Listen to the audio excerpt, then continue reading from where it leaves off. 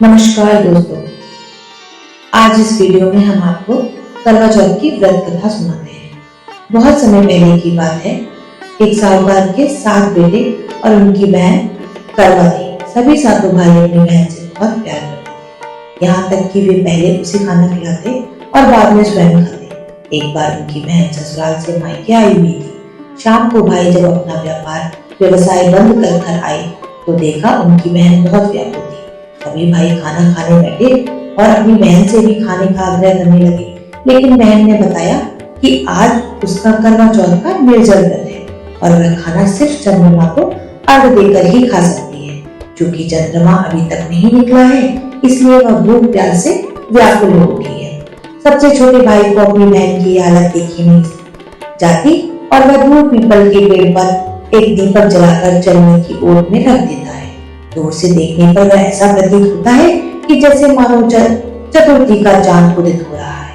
इसके बाद भाई अपनी बहन को बताता है कि चांद निकल आया है, तुम उसे अर्घ देने के बाद पूजन कर सकती हो। बहन खुशी के मारे सीढ़ियों पर चढ़कर चांद को देखती है और उसे अर्घ देकर खाना खाने बैठ जाती है। वह पहला टुकड़ा जैसे ही मुंह में डालती है उसे छींक आ जाती है।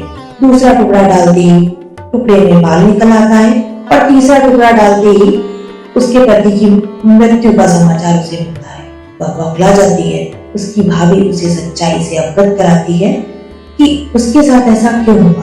करवा चौथ का व्रत गलत तरीके से टूटने के कारण देवता उससे नाराज हो गए हैं और उन्होंने ही ऐसा किया है। सच्चाई जानने के बाद करवा निश्चय करती है कि वह अपने पति का अंतिम संस्कार नहीं होने देगी और अपने सतीत्व से उन्हें पुनर्जीवन दिलाकर ही रहेगी।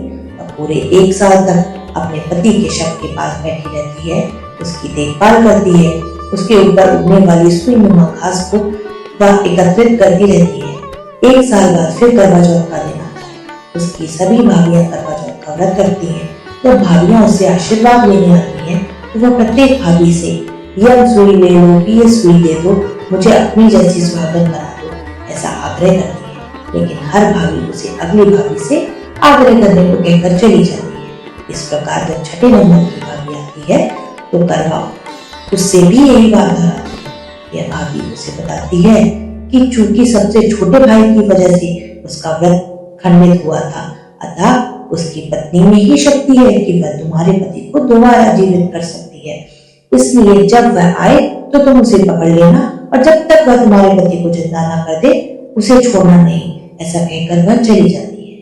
सबसे अंत में छोटी भाभी आती है। करवा उनसे भी सुहागन बनने का आग्रह करती है, लेकिन वह टाल मटोल करने लगती है। इसे देख करवा उन्हें जोर से पकड़ लेती है और अपने सुहाग को जिंदा करने के लिए कहती है। भाभी उससे छुड़ाने के लिए नोचती है, खसोटती है, लेकिन करवा नहीं छोड़ती है। अंत में उसकी तपस्या को देख भाभी पसीज जाती है और अपनी छोटी उंगली को चीरकर उसमें से अमृत उसके पति के मुंह में डाल देती है। करवा का पति तुरंत श्री गणेश कहता हुआ उड़ बैठता है। इस प्रकार प्रभु की कृपा से उसकी छोटी भाभी के माध्यम से करवा को अपना सुहाग वापस मिल जाता है।